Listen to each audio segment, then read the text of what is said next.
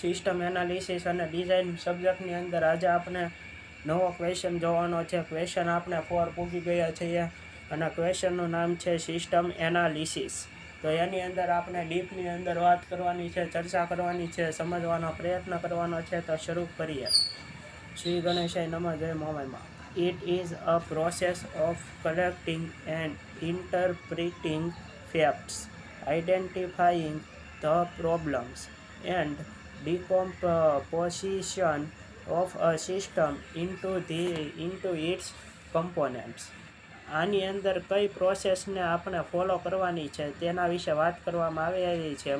Process of collecting and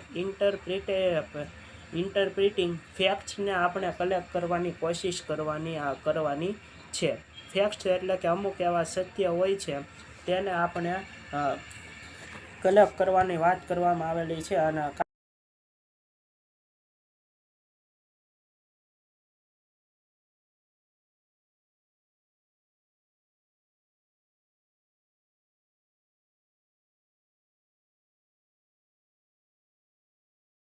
થાય છે એની વિશે તો હું સાચો હતો. આઈડેન્ટિફાઈંગ ધ પ્રોબ્લેમ, આપણે જે આપણા સિસ્ટમની અંદર જે પ્રોબ્લેમ હોય છે તેને આપણે શોધવાનો પ્રયત્ન કરવાનો છે. And decomposition of a system, અને સિસ્ટમને ડિકોમ્પોઝિશન કરવાનો આપણે પ્રયત્ન કરવાનો છે. ઇન્ટુ ઇટ્સ કમ્પોનેન્ટ, આપણે કમ્પોનેન્ટ દ્વારા. System analysis is conducted for the purpose of studying a system.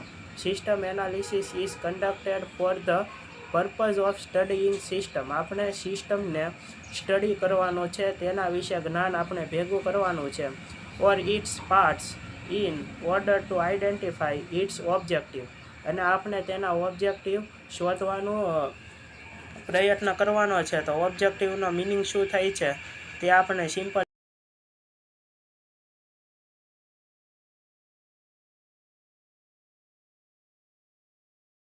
ઉદ્દેશ્ય, આપણે સિસ્ટમની અંદર શું ઉદ્દેશ્ય હોય છે તેને આપણે શોધવાનો પ્રયત્ન કરવાનો છે. ક્યાં ગયું ઓબ્જેક્ટિવ આપણું?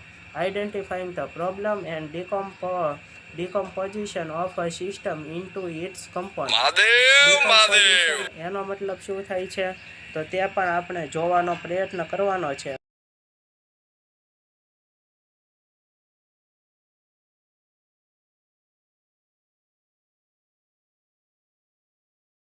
અને આપણે વિઘટન કરવાનો, એટલે કે એના સિસ્ટમને આપણે આખી રીતે વિઘટન કરીને કઈ રીતે તેનું નિર્માણ થઈ શકે તેના વિશે આપણે માહિતી મેળવવાની કોશિશ આની અંદર કરવાની છે.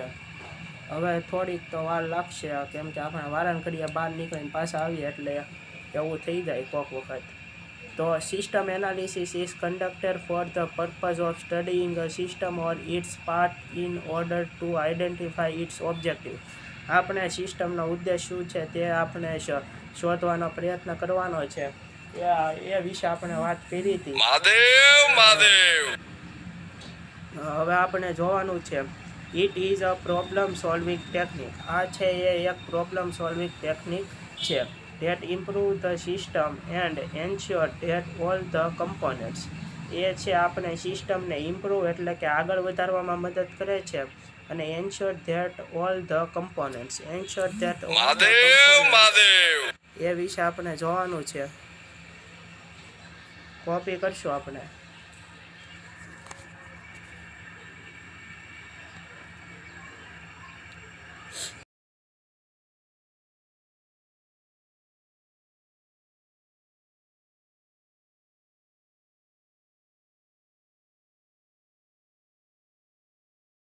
ખાતરી કરવાની છે. Ensure that all the components, આપણે ખાતરી કરવાની છે કે બધી જ કમ્પોનન્ટ છે તે સિસ્ટમની અંદર ઇમ્પ્રૂવ કઈ રીતે થઈ શકે છે. ઓફ ધ સિસ્ટમ વર્ક ઇફિશિયન્ટલી, એટલે કે સારી રીતે આપણી સિસ્ટમ કામ કરે. ટુ એકોમ્પ્લિશ ધેર પર્પઝ, અને આપણો જે આ એકોમ્પ્લિશ ધેર પર્પઝ એના વિશે આપણે જોઈએ તો કોપી કરીએ અને આપણે સિમ્પલી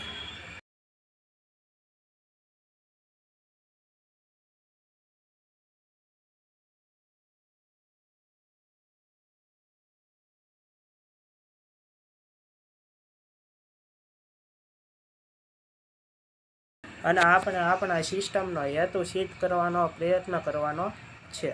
એ તો તમને સમજાઈ ગયો હશે. Analysis specifies what the system should do. Analysis છે તે એક સ્પેસિફાઈસ કરે છે કે આપણી સિસ્ટમ એ ખરેખર શું અને તે કઈ રીતે કામ કરશે. હવે આપણે આજનો આઈનો લેક્ચર પૂરો થાય છે.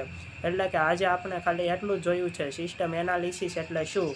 અને હવે આપણો 5મો ક્વેશ્ચન છે what is system analysis, explain its various role.